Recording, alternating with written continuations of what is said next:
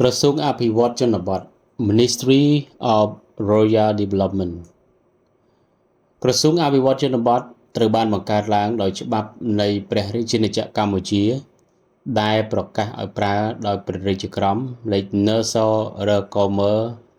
0196 និង12ចុះថ្ងៃទី25 ខែមករាឆ្នាំ1996ក្រសួងអភិវឌ្ឍជនបទត្រូវបានរាជរដ្ឋាភិបាលកម្ពុជាប្រគល់បេសកកម្មឲ្យដឹកនាំនិងគ្រប់គ្រងវិស័យអភិវឌ្ឍជនបទនៃព្រះរាជាណាចក្រកម្ពុជាដែលមានមុខងារភារកិច្ចសំខាន់ដូចជាទី1កំណត់គោលនយោបាយនិងយុទ្ធសាស្ត្រនៃការអភិវឌ្ឍជនបទស្របតាមកម្មវិធីនយោបាយរបស់រាជរដ្ឋាភិបាល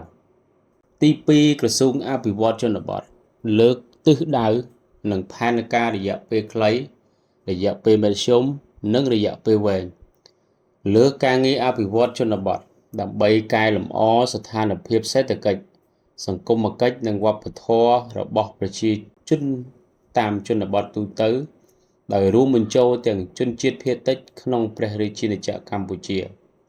ឲ្យកាន់តែល្អប្រសើរឡើងកាន់តែបន្ថយ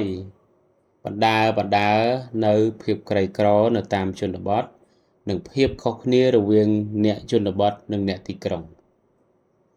ទី2ក្រសួងអភិវឌ្ឍជនបទមានតួនាទីក្នុងការចូលរួមក្នុងការកសាងនិងអភិវឌ្ឍប្រទេសជាតិក្នុងវិស័យអភិវឌ្ឍជនបទដោយកម្រិតសកម្មភាពការងារត្រឹមថ្នាក់គ្រួសារភូមិនិងឃុំក្នុងព្រះរាជាណាចក្រកម្ពុជាទី3ក្រសួងអភិវឌ្ឍជនបទមានតួនាទីសិក្សាស្រាវជ្រាវប្រមូលផ្ដុំនិងគ្រប់គ្រងទិន្នន័យព័ត៌មានស្ថិតិអំពីស្ថានភាពសេដ្ឋកិច្ចសង្គមគិច្ចនិងវប្បធម៌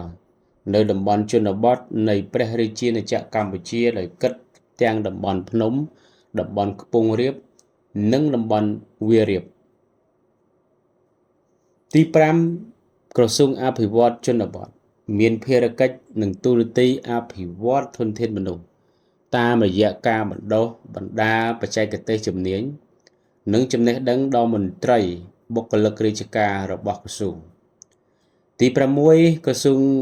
អភិវឌ្ឍជនបទមានភារកិច្ចក្នុងការរៀបចំបើកមជ្ឈមណ្ឌលបណ្ដុះបណ្ដាលបច្ចេកទេស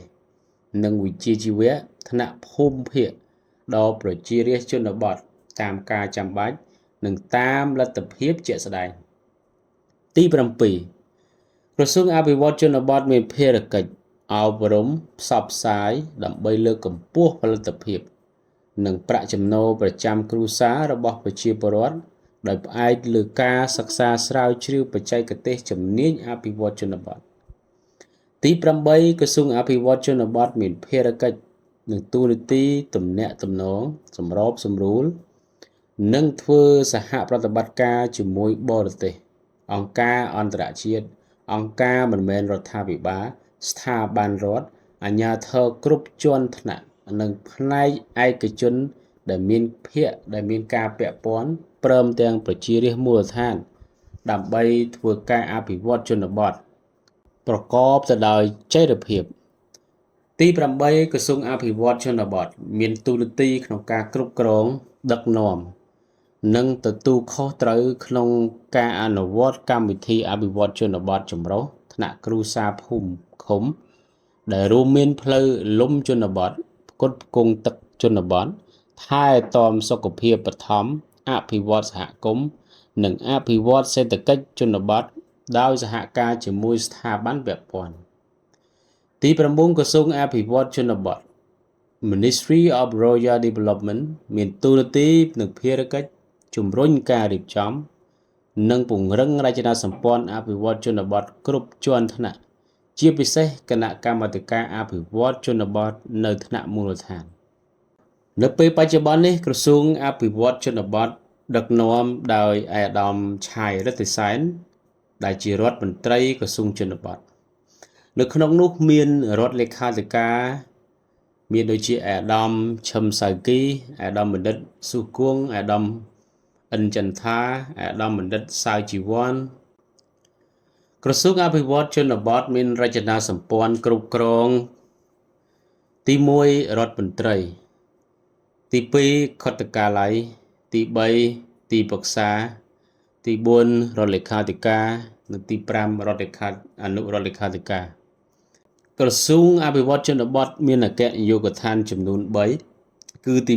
1អគ្គនាយកដ្ឋានបច្ចេកទេសនៅក្នុងអគ្គនាយកដ្ឋានបច្ចេកទេសនោះគឺមាននាយកដ្ឋានផ្លូវលំជនបទនាយកដ្ឋានប្រគល់គង់ទឹកជនបទនាយកដ្ឋានថែទាំសុខភាពជនបទនាយកដ្ឋានអភិវឌ្ឍសហគមន៍នាយកដ្ឋានអភិវឌ្ឍសេដ្ឋកិច្ចជនបទទី2អគ្គនាយកដ្ឋានរដ្ឋបាលនិងហិរញ្ញវត្ថុមាននាយកដ្ឋានរដ្ឋបាលនិងបុគ្គលិកនាយកដ្ឋានផែនការនិងទំនាក់ទំនងសាធារណៈនាយកដ្ឋានផ្គត់ផ្គង់និងហិរញ្ញវត្ថុនាយកដ្ឋានបណ្ដុះបណ្ដាលនិងស្រាវជ្រាវនាយកដ្ឋានអភិវឌ្ឍជនជាតិភាគតិចទី3អគាធិការដ្ឋានអគាធិការដ្ឋានមានអង្គភាពចំណុះនាយកដ្ឋានសវនកម្មនិងមន្ទីរអភិវឌ្ឍជនបទរាជធានីខេត្ត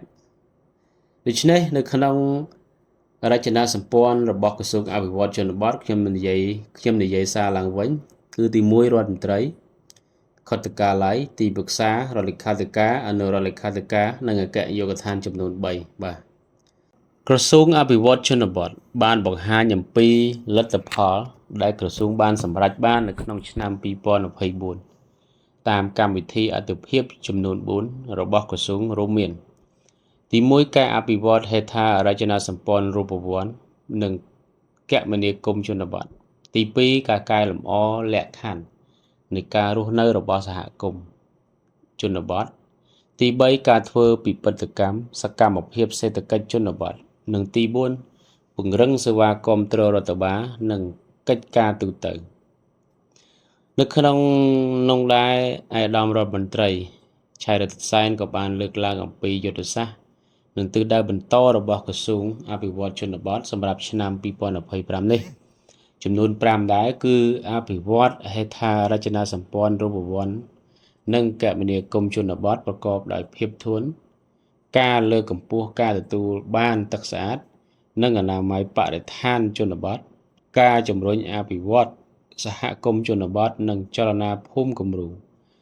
ការលើកកម្ពស់ការធ្វើពិពិធកម្មសេដ្ឋកិច្ចជនបទនិងការគ្រប់គ្រងស្ថាប័ននិងសេវាគាំទ្រទូទៅដែលមានចក្ខុវិស័យកសាងតំបន់ជនបទកម្ពុជាប្រកបដោយវិបុលភាពបរិយាបន្ននវានុវត្តន៍ Digital និងភាពធន់ទាំងផ្នែកសេដ្ឋកិច្ចសង្គមនិងវប្បធម៌ក្នុងគោលដៅចូលរួមចំណែកអនុវត្តយុទ្ធសាស្ត្របញ្ចកោណដំណាក់កាលទី1ដែលមានចក្ខុវិស័យកសាងកម្ពុជាជាប្រទេសដែលមានចំណូលមធ្យមកម្រិតខ្ពស់នៅឆ្នាំ2030និងជាប្រទេសដែលមានចំណូលកម្រិតខ្ពស់នៅឆ្នាំ2050ក្រោមការដឹកនាំដោយឆ្លៀសវៃប្រកបដោយគតិបណ្ឌិតរបស់សម្ដេចបវរធិបតីហ៊ុនម៉ាណែតនាយករដ្ឋមន្ត្រីនៃព្រះរាជាណាចក្រកម្ពុជាដែលមានបាវចនាដើម្បីកំណើនការងារសមធម៌ប្រសិទ្ធភាពនិងចីរភាពនឹងបានកំណត់យកអាទិភាពគន្លឹះចំនួន5គឺមនុស្សផ្លូវទឹកភ្លើងនិងបច្ចេកវិទ្យា Digital នៅក្នុងនោះដែរអាដាមរដ្ឋមន្ត្រីក៏បានលើកឡើងអំពីការរីកចម្រើនយ៉ាងរហ័សនៅតំបន់ជនបទកម្ពុជានាពេលបច្ចុប្បន្នលើគ្រប់វិស័យជាពិសេសមានហេដ្ឋារចនាសម្ព័ន្ធខ្វាត់ខ្វែងប្រទាក់ក្រឡាប្រកបទៅដោយគុណភាពមានទឹកស្អាតប្រើប្រាស់មានអនាម័យល្អប្រសើរមានមុខរបរមានសកម្មភាពសេដ្ឋកិច្ចនានាដើម្បីបង្កើនប្រាក់ចំណូលនិងលើកកម្ពស់ជីវភាពដែលលទ្ធផលទាំងនេះជាចំណែកដ៏សំខាន់នៃការខិតខំរបស់រាជរដ្ឋាភិបាលក្នុងការកាត់បន្ថយភាពក្រីក្រលើសពីនេះទៅទៀតអាដាមរដ្ឋមន្ត្រីក៏បានផ្ដល់អនុសាសន៍ជាគន្លឹះមួយចំនួនដើម្បីឲ្យការរៀបចំផែនការសម្រាប់ឆ្នាំ2025នេះលើវិស័យអភិវឌ្ឍជនបទក្រសួងអភិវឌ្ឍជនបទត្រូវតែមុតស្រួចនិងអនុវត្ត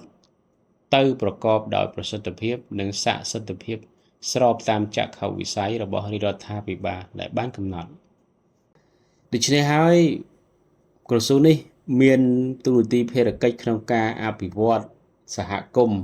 អភិវឌ្ឍជនបទសុខភាពជនបទរបស់ប្រជាពលរដ្ឋឲ្យបានល្អគ្រប់គ្រងទឹកដល់ជនបទឲ្យប្រជាជន